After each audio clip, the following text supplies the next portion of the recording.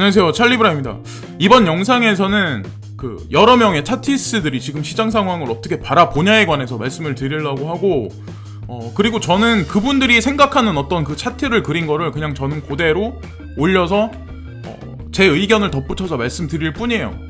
그 이상 그 이하도 아니다. 그리고 결정적으로 마지막에 판단은 내 자신들이 하는 거죠, 결국에는. 그리고 또한 덧붙여가지고 익명성 코인에 관해서 업비트에서 이제 공지가 올라왔죠. 그래서 그거에 관한 것도 제가 제 개인적인 생각을 이제 말씀을 드릴 거거든요. 그래서 일단은 첫 번째 여기 사진에 나와 있는 거는 몇 가지 이제 중요한 날짜들이 있어서 이걸 말씀드리려고 하는데, 자, 암호화폐 트레이딩 하시거나 투자하는 사람한테는 좀 약간 중요한 날짜일 수도 있거든요.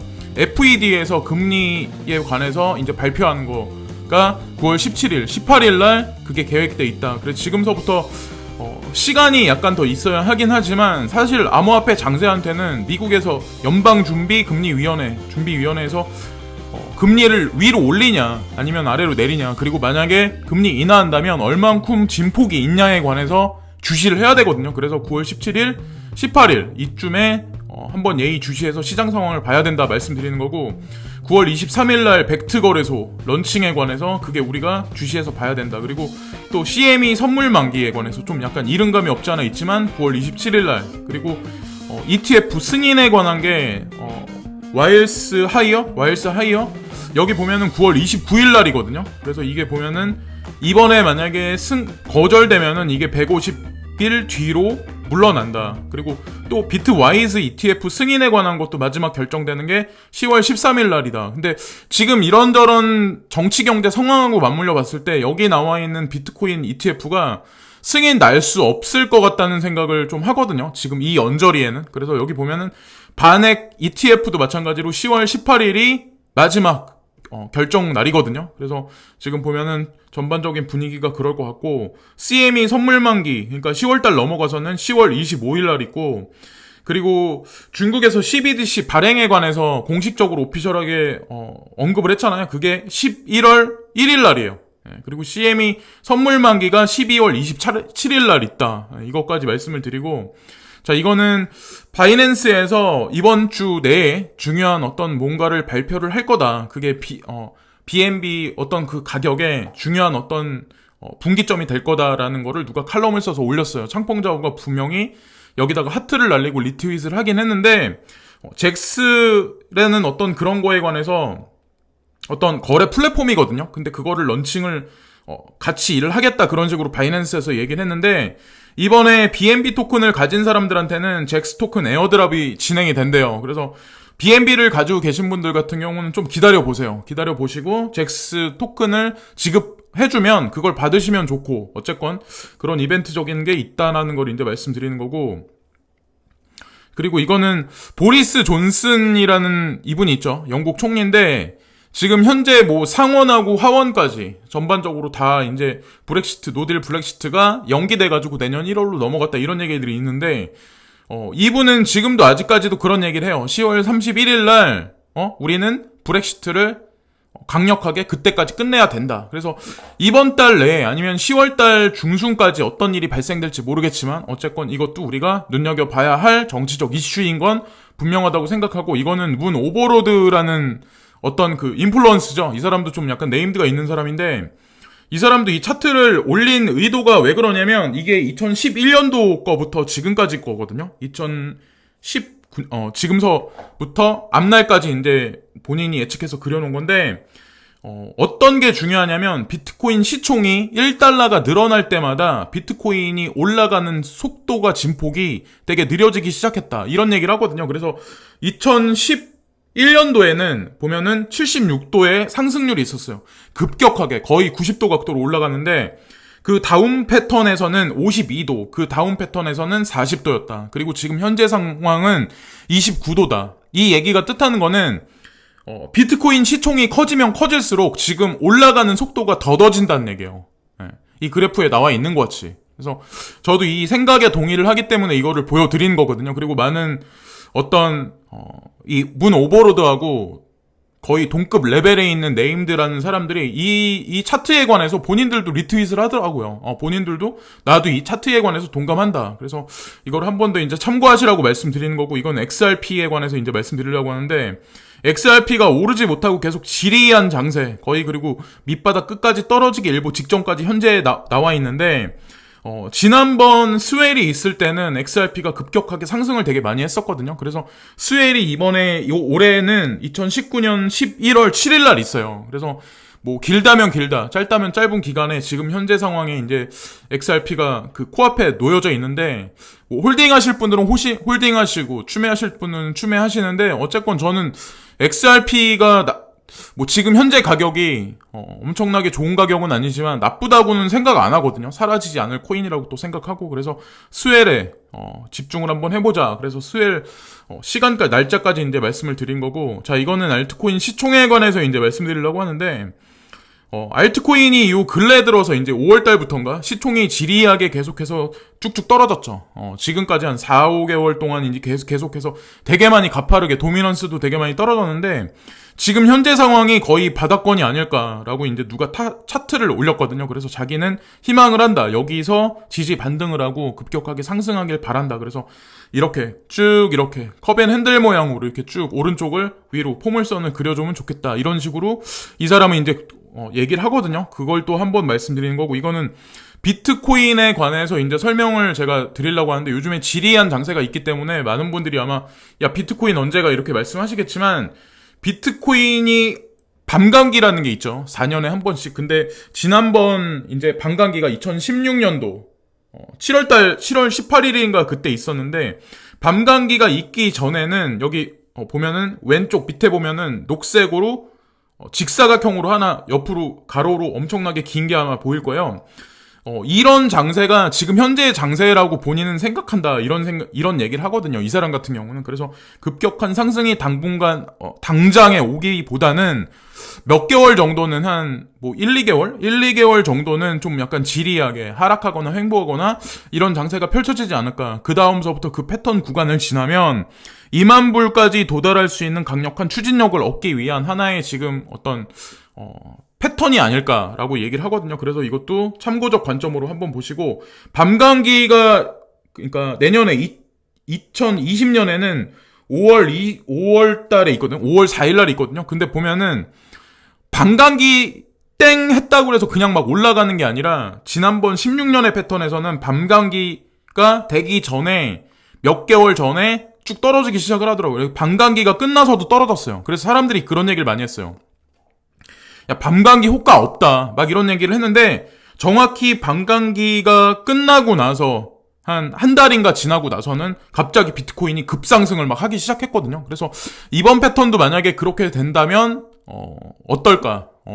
그래서 과거의 차트를 한번 이제 참고하시라고 말씀드리는 거고, 이거는 누가 이제 참고하시라고 비트코인 차트를 올렸는데, 비트코인 지금 삼각수렴 패턴. 그러니까 지금 보면은 여기서 올라간다고 하더라도 1,700달러, 1,600달러 선을 강력하게 뚫어가지고 지지를 못한다면 결국엔 또다시 하락할 가능성이 높다. 근데 보면은, 하방선은 이탈하지 않은 상태에서 고점은 계속 내려가면은 결국에 수렴 구간까지 가려면 시간이 좀 걸리지 않을까라는 얘기를 하거든요. 그래서 이 비슷하게 보는 사람이 많기 때문에 이제 말씀드리는 거고, 이거는 중국 위에나하고 연동해서 지금 테더가 발행됐다. 이거 아마 아시겠지만, 테더라는 게 원래는 미국에서 만들어진 게 아니라, 보면 비트바이넥스가 되게 연관이 깊어요. 근데 알고 보면은. 근데 비트바이넥스가 원래 있는 데가 미국이 아니라 홍콩이라는 데요. 홍콩이란 지역이야. 근데 그게 원래 중화권이잖아요. 홍콩이란 지금 현재로서는 더더욱 중화권이 됐잖아요.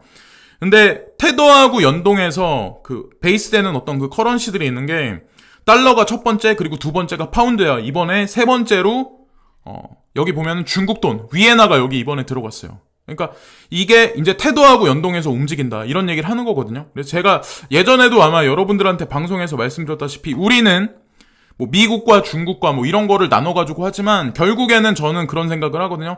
전 세계에 있는 모든 통화들이 결국에는 하나의 어떤 통화로 합쳐지기까지 과정이지, 이게 무슨 뭐 어디가 어떻다 이렇게 구분하는 거는 대중들의 생각이라는 거죠. 대중들의 이념이고 거기서 이제 분쟁을 만들어내고 그렇게 하는 거는 사실 정치가들이 만들어내는 거지. 거기에 대중들은 이제 놀아나는 거고. 예. 그래서 저는 그렇게 생각한다는 거를 이제 이런 걸 보면 알 수 있지 않을까라는 생각을 하거든요. 위에나가 태도하고 연동한다. 예. 좀 기이한 현상일 수도 있죠. 어떻게 보면 우리가 지금 상식적으로 생각할 수 없는 어떤 그런 패턴일 수도 있는데, 그리고 이건 XRP거든요. XRP 차트를 누가 올렸는데 이것도 하방세경 패턴이 지금 현재 나와 있다. 그래서 언제 갑자기 XRP도 갑자기 뭐 얼만큼 올라가는 게 하나도 이상하지 않다. 본인이 생각하기에. 그래서 이것도 누가 이 차트를 올렸더라고요. 그래서 이것도 참고하시라고 한번 보여드리는 거고, XRP에 관해서. 자, 이거는 제이 클레이틴이라고 색 의장이 있어요. 체어맨이 이분인데, 이분이 이제 CNBC에 나와서 뭐 여러 가지 어떤 그 비트코인 ETF에 관해서 이제 언급을 하기 시작했는데, 이분이 이제 아직까지 할 일이 남아있다. 섹에서 이제 비트코인 ETF에 관해서 아직까지 그 얘기는 시간이 조금 더 우리가 필요하다 이런 얘기거든요. 사실은. 그렇게 해석하면 어떨까라고 이제 생각을 하는 거고, 두 가지에 관해서 큰 관점에서 우리가 좀 준비를 많이 해야 되는데, 이제 첫 번째는 암호화폐 자산을 어떤 식으로 이제 보관할 거냐, 커스터디 서비스를 어떻게 진행시킬 거냐, 이게 첫 번째고, 두 번째가 뭐였냐면 어떤 규제되지 않은 거래소들이 지금 가격에 관해서 갑자기 펌핑을 시키거나 막 갑자기 가격 조작을 막 하거나, 그게 아마 비트코인도 말을 하는 것 같아요. 제가 보기에는. 그러니까 기존에 없었던 자산이기 때문에 장난질이 되게 심한데, 그거를 어떤 식으로 규제를 하냐, 통제를 하냐, 그 얘기를 지금 하는 거거든요, 사실은. 그래서 아직까지 시일이 걸리지 않을까. 어쨌건 구체적인 사안까지, 비트코인 ETF에 관해서 구체적인 사안까지 지금 나오기 시작을 하는 거예요, 매스컴에. 자, CNBC에 나왔다고 하면 뭐 더 이상 말할 건덕지도 없고, 자, 이거는 그레이스케일 자산운용사의 오늘 아침에 제가 캡처한 건데, 여기 포트폴리오를 캡처한 건데, 제가 이제 지캐시나 호라이젠도 사실 익명성 코인이거든요, 알고 보면은. 지캐시에서 코드를 따가지고 본인들도 익명성에 관해서 이제 한 거니까. 근데 호라이젠은 왜 거기다가 추가를 안 시켰는지 모르겠어요, 업비트에서. 근데 가장 중요한 건 그레이스케일 자산운용사에서 아무 변화가 없어, 이 지금 포트폴리오에 관해서. 지캐시가 어떻게 된다. 그리고 제가 그래서 어저께 업비트에서 그게 나와가지고 그 사항에 관해서 읽어보고, 코빗은 어떤 식으로 지금 움직이고 있나, 그리고 코이너는 어떤가, 빗썸은 어떤가. 근데 그 거래소들은 아무 그게 없어요. 그리고 가장 중요한 건 업비트라는 거래소에서 보통 이제 상장 폐지를 하려고 하면 일주일 동안 지켜보다가 상장 폐지 일정을 말을 할 거다, 이런 얘기를 안 하고, 원래 상장 폐지 하려고 한다면 상장 폐지 며칠 날까지 하겠다고 하고 상장 폐지를 그냥 시켜요. 근데 일주일 동안 본인들이 이런저런 사항을 검토한 다음에 결정 내리겠다, 이런 얘기를 했잖아요. 그러니까 그것도 한번 이게 뭐지? 라고 한번 생각을 한번 해봐야 된다고 저는 생각을 하거든요, 사실은. 그래서 어쨌건 가장 핵심 축이 되는 거는 폴로니엑스라는 거래소, 그리고 비트렉스라는 거래소, 그리고 그레이스케일 자산운용사, 이런데 포트폴리오가 그냥 남아있고, 만약 이런 거에 관해서 해외에 있는 어떤 중심되는 그 축에 있는 거래소들이 그거에 관해서 논하지 않고 그런다면 저는 뭐 그게 없다고 저는 생각을 하거든요. 그리고 만약에 실제로 업비트에서 그거를 뭐 피빅스라든가 모네로라든가 뭐 하다못해 대시 같은 경우도 시총이 되게 크거든요, 이 암호화폐 생태계에서 차지하는 비중이. 근데 그거를 상장 폐지 시킨다고 하더라도 타 거래소로 옮기면 되는 거지, 이게 뭐 갑자기 뭐 어떻게 된다 이런 건 없어요. 암호화폐에 투자를 하다 보면 이런 일도 생기고 저런 일도 생겨요. 근데 그 코인이 사라지는 건 아니라는 거지. 우리는 예를 들어서 내가 업비트만 보는 사람은 거기에 있는 거에 관해서만 임팩을 좀 많이 갖겠죠. 잘 모르니까 어떤 전체적인 어떤 그런 걸. 근데 저는 다른 해외 거래소나 아니면 국내 다른 거래소들도 다 보잖아요. 그러니까 그런 식으로 접근하시면 어떨까. 저는 이제 그런 식으로 생각을 하거든요. 그래서 핵심 축이 되는 어떤 그런 기관이 뭐 별 미동이 없다면 저는 뭐 그냥 그렇게 생각해요. 현재 뭐 어떤 뭐 가격적으로 어느 정도 엄청나게 진폭이 없는 건 사실이지만, 저는 두 가지 중에 또 하나라고 생각하거든요. 그 사실이 사실 이게 트릭일 수도 있고, 하나는 페이크적인 관점일 수도 있고, 또 하나는 진짜로 상장 폐지하려고 하는 걸 수도 있다. 근데 어쨌건 시간을 갖고 본인들이 고려해야 되겠다, 이런 얘기를 했다는 자체가 좀 이례적이라고 저는 생각을 하거든요. 어쨌건 이것도 시간이 지나면 결론이 분명히 날 거라고 생각을 하고, 자, 그리고 이거는 그거거든요. 그 벡트 거래소. 벡트 거래소 오픈에 관해서 이번에는 이제 연기 안 할 거라는 그런 생각을 되게 많이 하는 게 왜 그러냐면 지금 IC 퓨처 US 여기 나와 있는데 이 문서가 지금 트위터에 돌기 시작을 했어요. 자기네가 구체적인 사항을 뭐 3,900달러, 3,900달러 해가지고 뭐 여기 보면 데일리가 있고 먼슬리가 있죠. 해가지고 이걸 진행할 거다. 이 마진을 진행할 거다. 이런 얘기가 서서히 도니까 어쨌건 이번에는 한번 지켜보시고 이거는 이더리움 차트인데 누군가가 또 이 차트를 올렸어요. 이더리움을 지켜보자. 이더리움이 하방세경 패턴이 되게 깊게 일어날 수도 있어가지고 되게 많이 폭락할 수도 있는 상황에서 갑자기 하방세경 패턴을 강하게 위로 뚫으면서 상승 반전이 있었는데 한번 지켜보자. 이 추세적 관점이 어디로 가나. 지속적인 상승이 있지 않을까라는 얘기를 하거든요. 그래서 이것도 참고하시라는 그런 관점에서 이제 말씀드린 거고 이거는 LG에서 블록체인 폰에 관해서 본인들도 개발에 관해서 언급을 하는데 이게 코리안 미디어라고 나와 있는데 조선일보죠. 조선일보에서 이번에 단독으로 이걸 올렸대요. 그래서 삼성하고 경쟁하기 위해서 LG가 블록체인 폰에 뛰어들었다. 그러니까 지금 현재의 장세가 전반적으로 지리한 건 사실이긴 하지만 삼성이 됐든 LG가 됐든 하다못해 애플도 이번에 애플 CEO는 아니지만 그 부대표 되는 부 CEO가 그런 얘기를 했죠. 본인들도 어떤 암호화폐에 관해서 관심이 되게 많다. 그래서 본인들도 뭐 적용할 거에 관해서 여러 가지 고심 중이다 이런 얘기를 했는데 어쨌건 이게 시대의 흐름이지 이게 뭐 단순히 뭐 한두 달간에 뭐 이게 내 코인이 안 올랐다고 그래서 거기에 자포자기하고 이럴 건 분명히 아니라고 저는 생각을 하거든요. 그리고 비트메인에 관해서도 뉴스가 나와서 말씀드리는데 S17에 관해서 A식 마이너에 관해서 본인들이 두 가지 옵션에 관해서 이제 런칭을 시킬 거다. 그런 얘기가 있는데 비트메인 얘기도 되게 많았죠. 작년인가? 재작년에 이제 비트메인에 관해서도 얘기가 되게 많았죠. 이게 뭐 중국이 베이스에 있으니까 비트메인 망할 거다. 그리고 비트코인 캐시도 망할 거다. 그러나 지금 비트메인은 상장 심사까지 거치는 입장까지 있어요. 자, 홍콩에 했던 거는 페이크였고 이번에 미국에다가 섹에다가 그걸 냈어요. IPO 하는 거에 관해서. 자, 그럼 그게 만약에 올해 말이나 내년 초에 이게 승인이 나면 비트메인은 어떻게 되고 비트코인 캐시는 어떻게 될까요? 그러니까 중국 코인이니까 망한다. 이랬던 사람들 말이 다 그게 됐었죠. 그러니까 저는 익명성 코인에 관한 것도 업비트에서 어떤 이념에서 어떤 생각으로 그걸 올렸는지는 모르겠지만 만약에 업비트에서 그걸 올리고 만약에 빗썸이나 코빗이나 코인원 여기서 동시다발적으로 만약에 그런 거에 관해서 뭐라고 공지가 떴으면 제가 그거에 관해서 이거는 진짜 위험 뭔가 있구나라고 생각을 했을 텐데 이번에도 마찬가지로 그냥 그게 아닐까라는 생각을 하거든요. 네. 그래서 그것도 한번 며칠 한번 지켜보세요. 한 일주일?